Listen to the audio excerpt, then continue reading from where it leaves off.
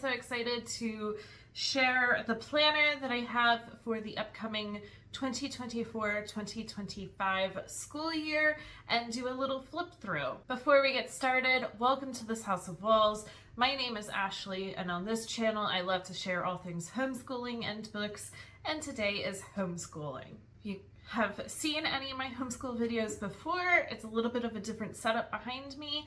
I rearranged a little bit in our homeschool room this morning, and that was fantastic. Maybe I'll put up a little picture here so you can have a better idea. And I think that this will just kind of help with the flow of things. It will also give just a little bit of a prettier backdrop behind me when I am doing these videos. As always, I have a little bit of a drink here with me. I have an orange squeeze Olipop, so that is always fun. But let's get into the video. I am definitely a planner. I like to have a nice little planner to go along with our school year. I have done videos before showing how I reverse plan, and that just helps the flow of like our regular life. It's busy and we might not actually get to everything that we have planned out. And so I like having reverse planning, that there's a little bit of flexibility, but I can still see where we are going. So I am really happy. This is going to be our second year using a School Nest planner, and I love it. I have really loved using it this year. This was my planner for this year, and I can't wait to get into this one and start using it. So this is the planner from School Nest. It's the Homeschool Lesson Planner Minimalist Notebook. So it is still rather chunky, but there is another one that really, I think it's like added days into it. I don't need that. This one, as it is, it has the months and then the weeks. I don't know if I'll use the months. I really haven't in the past, but I definitely use all the weekday planners, and that's fantastic. So when I saw that this cover was being released this year, I snagged it. I absolutely love the front of this. I did take it and get the binding cut off and a spiral binder put on. It's a little controversial on Instagram whether to cut the binding off or not. For my own personal use, I like having a spiral. Most times, that's what I'm looking at. I like the books to be able to lay flat, and definitely having a spiral allows that. So now I am going to turn the camera around and show you how I have set up my planner. All right, so here we are. I do have a fan and light overhead, so there's a little bit of glare, so we won't stay on the front cover too long, but here's the front and the back. I love it. Let's get right into it. So I have gone ahead and decorated with stickers and all kinds of stuff. I set out with my planner this year thinking, oh yeah, every month I will for sure sit down and decorate and it'll be great. No, I definitely haven't done that. So I have tried to decorate as much as I can now, and then it'll just be set up for the school year. So here's the front, and then here I have put in some decorations. This year we have some family words and individual words, so this is what I want to put on this page as well. And then our calendar. So I have written out our yearly calendar. We are going to be schooling from July 8th till tentatively May 23rd. I like to be done before Memorial Day, and then we take all of June and come back after July 4th. I have gone in here, I don't know if it'll show up on camera, and marked weeks off with pencil that I know are definitely going to be some holiday weeks.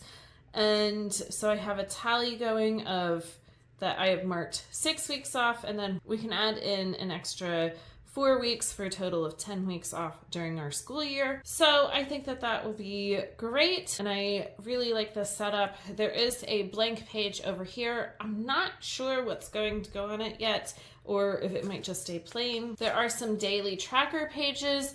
Again, I'm not sure if I will use these for anything. In our state, we don't have to track the amount of days that we school. I don't need to have attendance or anything like that. But then these pages here I love. So I have written out curriculum picks for both of my children here, and then warm-up ideas of just kind of for them to get the school day started, some things that we can do together or on their own. And then on these pages here, I have written out my children's schedules. These are absolutely tentative. They are written in pencil so that we can make changes as needed, and we frequently do, because we might get into the school year and say, nope, my son needs to do math first thing, or that one child might need me at a different time from the other, but how I have this written down won't work. So very tentative schedule. And then there are quite a few pages here for book lists, which I love. I totally fell off the wagon this year, and I was not writing the books down that we did. So I'm hoping to get back to it this coming school year and write down all of the amazing books that we read. And then we are getting into some pages that I created on my own and add to the planner, which is another reason that I spiral bound it, because there's some extra things that I want to add. I do have this up on my Teachers Pay Teachers, and so I will try to have that link down below, but it is just a... There's the cat. Come on, keep walking. It is just a blank page. Let me show you an example. So it looks like this, and then you can fill it in however you want. I find this just a lot more flexible because curriculum doesn't necessarily go from 1 to 180 like this. There goes the cat again. So I like having the flexibility of saying, okay, build your library level 3 goes 36 weeks. But then something like Editor-in-Chief has all kinds of different lessons and mini reviews and then bigger reviews. So writing it out like this just helps with the flexibility with reverse planning, but I can still go every month and cross off what we did and see what progress we have made and make sure that we are somewhat on track. So this is for my rising 4th grader, and he has some stuff back here.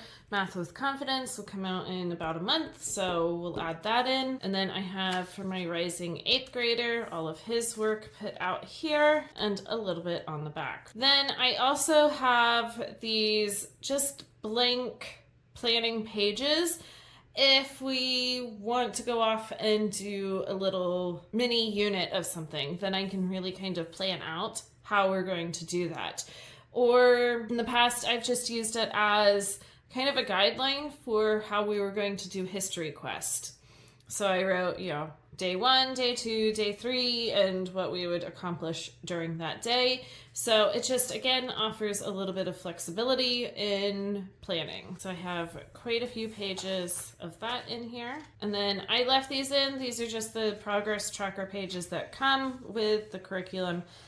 And then we get right into the monthly views. So like I said, I am not super sure that I'm going to use these, but they're here, so I may as well. I know in previous years, the month pages just kind of got left behind, but I thought I might as well start it out and decorate and make it kind of cute. So it is blank pages, which I love because then you can start this any time of the year. So we will be starting in July. So I wrote all the dates in.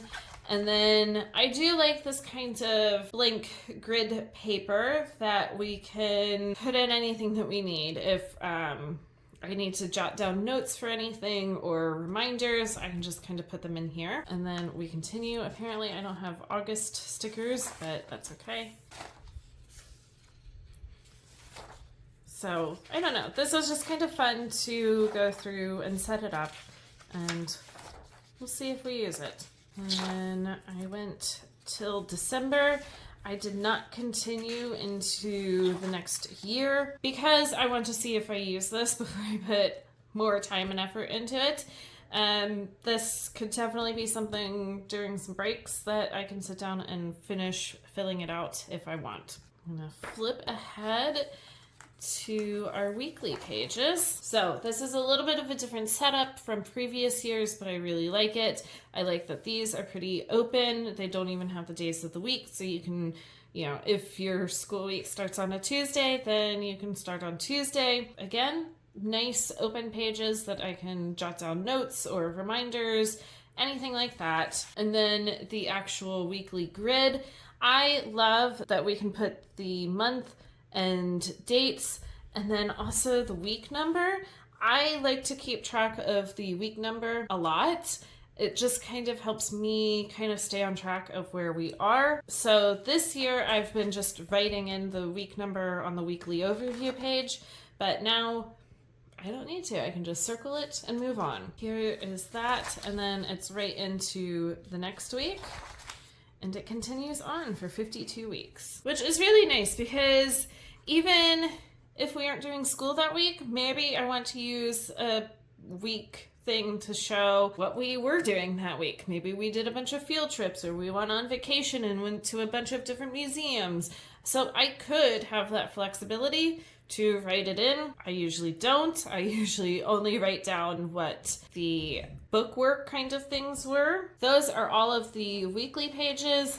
And then I love these on the back that we can have reflections, what worked and what didn't. Plans for next year. I absolutely use this to be able to jot down what are we planning for the next year. And then some end of year wrap up pages. And the very end. I love this planner. It has worked really, really well. I think that it's really well done, and I like the changes that have been added this year, and I think that it will just help it be that better of a tool to use this coming school year. And so on that note, I'm going to turn the camera around one more time. All right, that is the flip through of my planner and how I have set it up. I'm really excited for how I have set it up. And I think that kind of really pre-planning it out will definitely help as we get more into the school year and we all just get a little bit more tired, just to have it all here and ready to go. As always, if you like this video or anything else that I share here on this channel, make sure to like and subscribe down below, and I will be back for more soon.